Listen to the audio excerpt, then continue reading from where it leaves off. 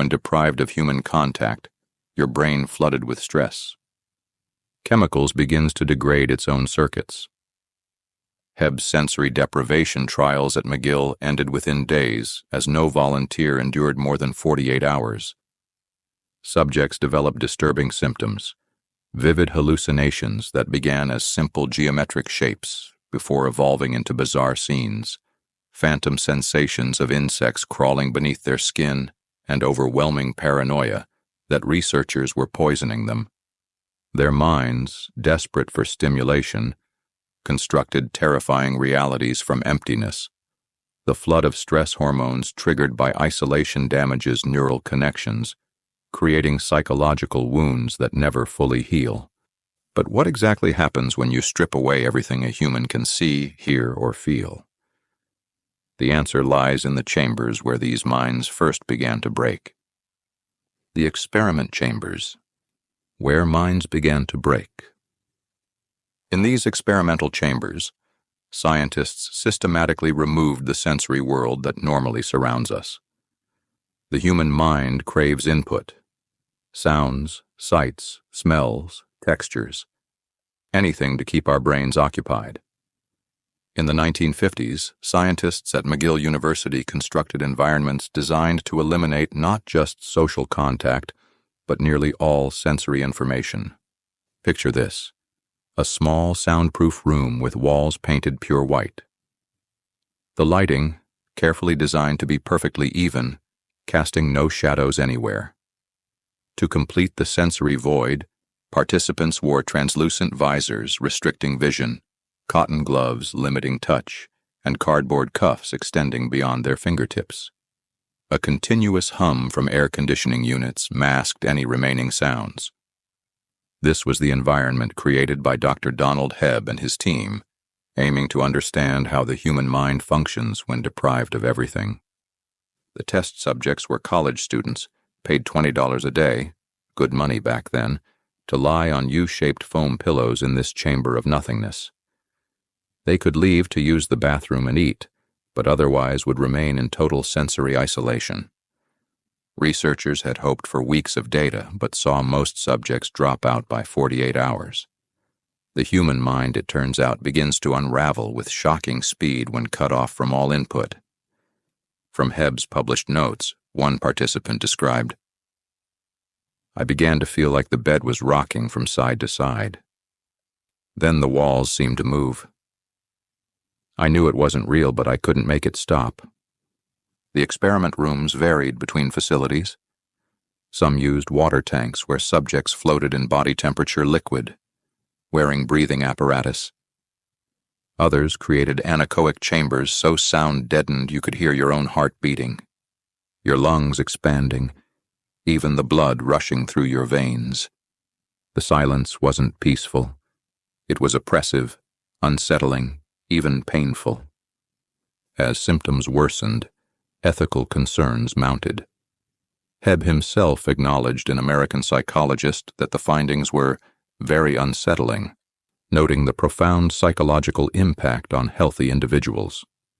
Subjects reported extreme restlessness followed by overwhelming fatigue.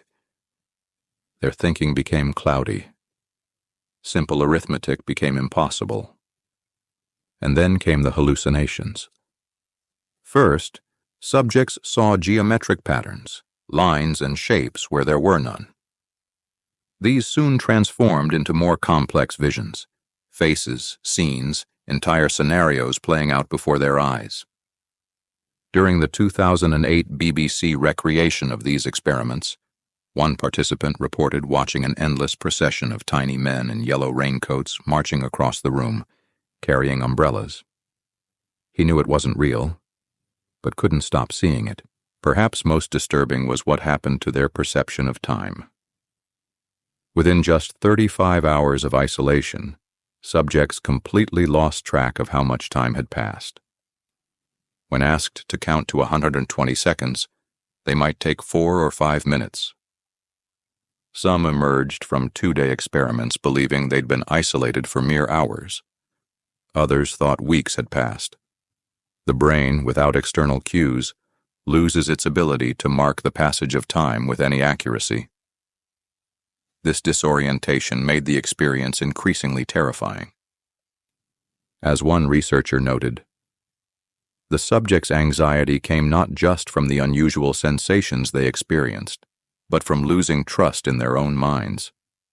They knew what they were seeing couldn't be real, yet it appeared as solid and convincing as reality itself. In the most extreme cases, subjects couldn't distinguish between their hallucinations and reality. Some became convinced researchers were manipulating them, conducting secret tests, or even plotting against them. Their minds, desperate for stimulation, created threats where none existed, revealing a fundamental truth about human consciousness. The mind creates monsters, hallucinations, and breakdown. This fundamental truth about human consciousness reveals something even more unsettling. Your brain needs sensory input like your body needs oxygen. Without it, your mind begins to suffocate. The brain, desperate in this vacuum of nothingness, starts creating its own reality, and what it creates isn't pleasant. Have you ever heard someone call your name when nobody was there? Or felt your phone vibrate in your pocket when it didn't? These everyday hallucinations are harmless, brief moments when your brain manufactures sensations. Now imagine those experiences multiplied 100 times, with no reality to snap you back. Sarah Showard knows this terror firsthand.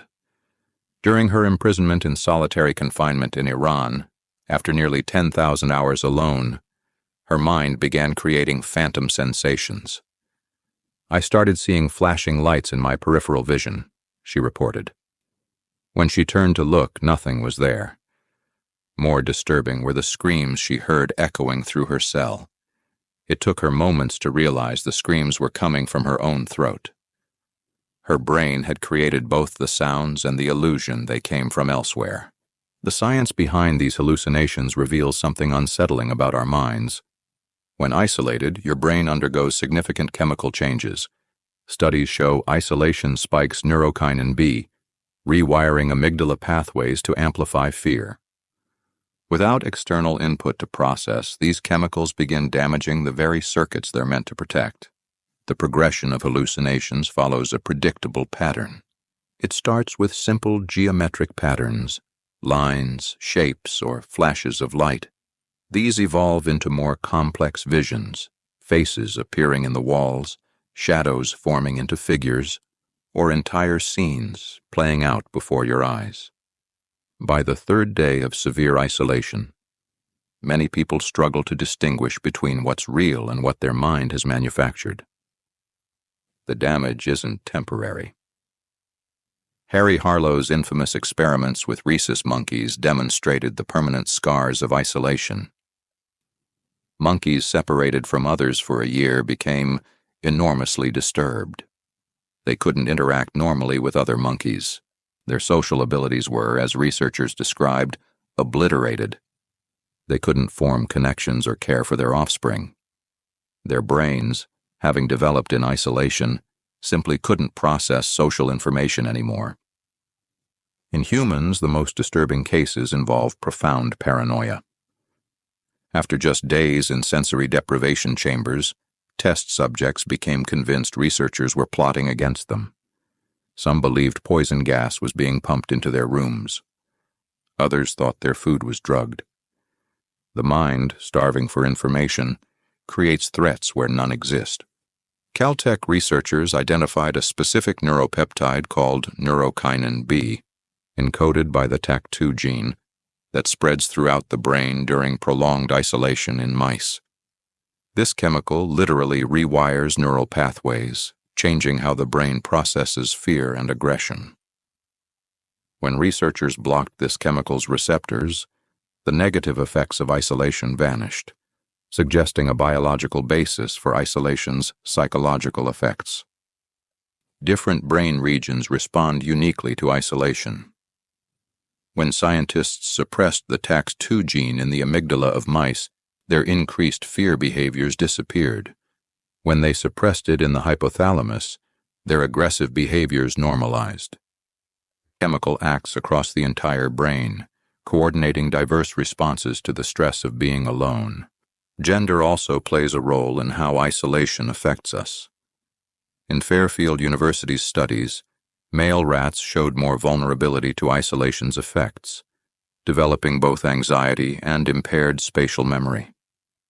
Female rats experienced anxiety but preserved their spatial memory. This suggests isolation may affect different brains in different ways. There's hope on the horizon.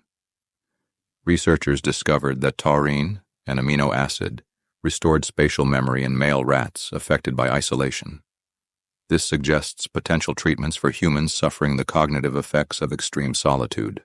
What makes these findings truly chilling is the realization that isolation doesn't just make us feel bad. It fundamentally alters who we are at a neurochemical level.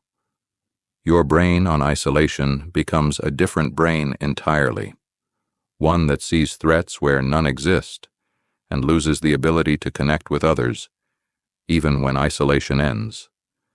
And perhaps most frightening of all is how quickly this transformation can occur.